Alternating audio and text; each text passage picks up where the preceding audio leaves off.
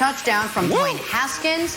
Gets up, punt, gets the team fired up. Brandon, where do you rate the catch or the punt? Catch, I don't know. The punt is the most amazing thing. The catch is easy. He should do that. If I'm a Washington fan, I'm looking at this saying, do we have our quarterback? He dropped a dime. Love it. Played well at the very end of last year, did Haskins, after a really tough start. Little war of words here. Check out Russell Westbrook in street clothes, even though they look like basketball clothes, drawing with Steven Adams, his former Thunder teammate, during a timeout. Nick, anything wrong with a little playoff series tension among former playoff series teammates?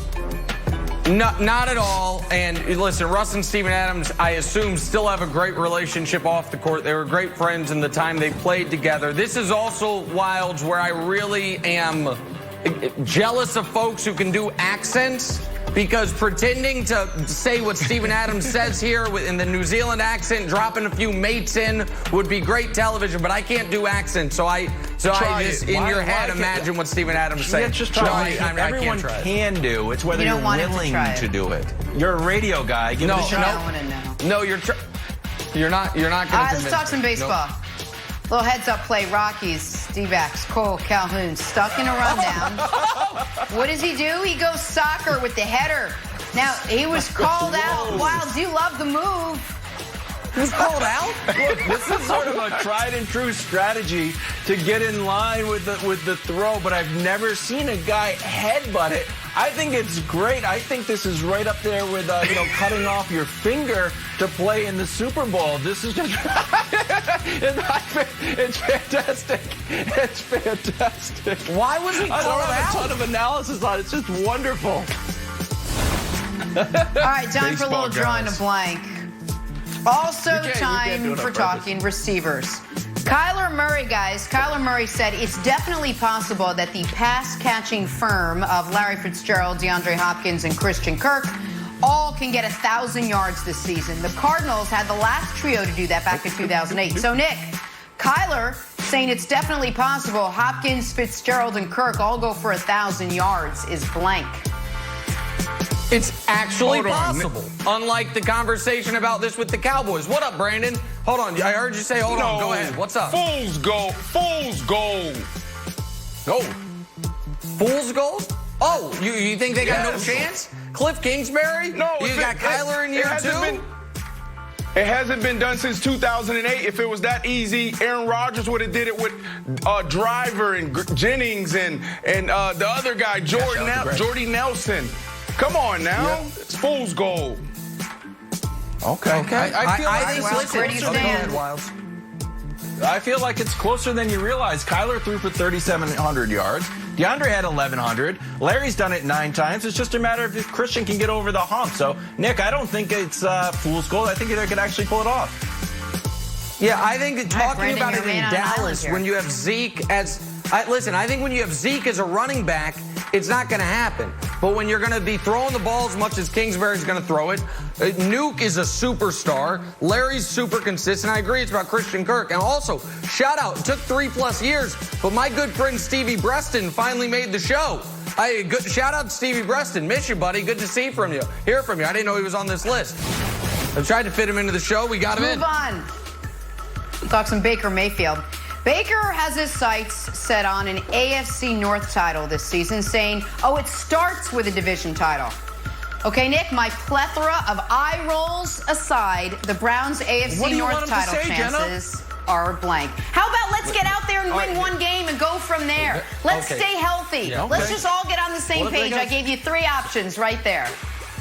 I love that Jenna Baker. Right. The answer is there's nothing the Browns could say in order to appease Jenna Wolf. So there's a bad question by you. But the Browns AFC North, 100% is true. The Browns AFC North chances are Lamar dependent.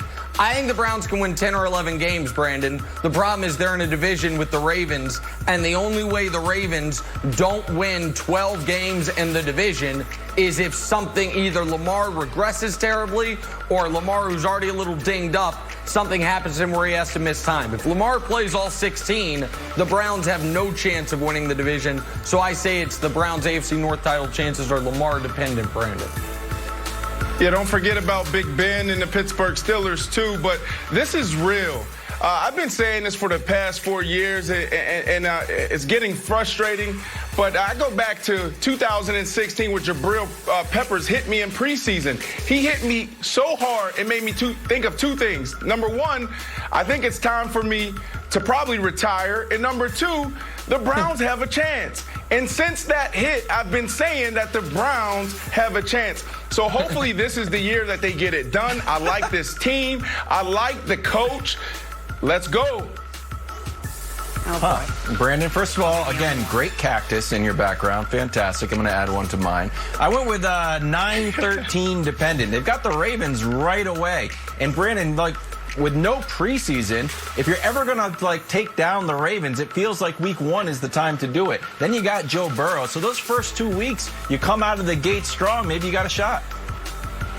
All right, maybe you I'm have wrong, a shot. I'm telling you, this team is talented. This team is talented. Speaking of the Ravens, All-Pro safety Earl Thomas released Sunday by Baltimore. Reports are leaking out that he was not well liked by his teammates. Brandon, let's start with you here. Earl Thomas reportedly being not well liked by his Ravens teammates is blank. This is shocking because I spent a little over a year ago with him when I was playing for the Seattle Seahawks, and he was one of my all-time favorite teammates. So this is shocking to see a guy go from a leader in the locker room in Seattle to a distraction in Baltimore. Makes me wonder what else is going on. Now, we know he had a tough offseason personally, and in decision-making, punching a teammate, maybe it's time for Earl to sit down and get a little help, but this is definitely shocking, Jenna. I said predictable, but not because of his track record prior to the Ravens. Predictable just because of how the Ravens responded to a training camp fight. If you cut a guy the day after a training camp fight and it's after the team leadership council tells you to, well, then we know he wasn't well liked. I wouldn't have thought he wouldn't be a well-liked teammate, but given the Ravens' actions and all the reporting on the ground in Baltimore, clearly the way he had conducted himself over the last 15 months in Baltimore led to him turning off a bunch of teammates and some coaches. So in that regard, given his tenure in Baltimore, is predictable, Wilds. Brandon, do you think cutting Earl Thomas says something about the Ravens championship and like galvanizing that team? We knew they had such a tight-knit locker room. Do you think this shows how focused they are, that they're not going to let any disruptions inside the locker room?